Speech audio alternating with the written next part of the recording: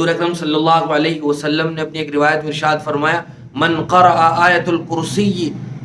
دبر کل صلاۃ مکتوبۃ لم یمنعہ من دخول الجنۃ الا الموت، کہ جو آدمی ہر فرض نماز کے بعد آیت الکرسی پڑھے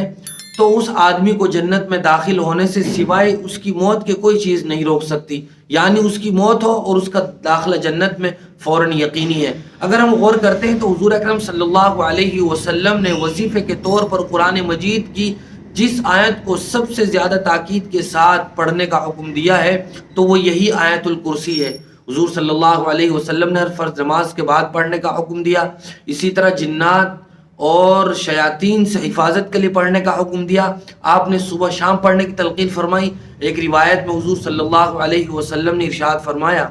من قرأ آیت الکرسی وفاتحة المؤمن الى قوله غافر الذنب وقابل التوب شدید العقاب ذی الطول لا الہ الا هو الیہ المصیر لم یر شیئا یکرہوہ حتی یمسی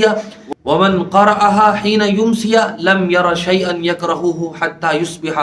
کہ جو آدمی آیت الکرسی اور سورہ مؤمن کی ابتدائی آیتیں حامیم تنزیل الکتاب من اللہ العزیز العلیم غافر الذنب وقابل التوب شدید العقاب ذی الطول لا الہ الا هو الیہ المصیر تک پڑھے، سورہ مؤمن 24ویں پارے میں ہے، اس کی شروع کی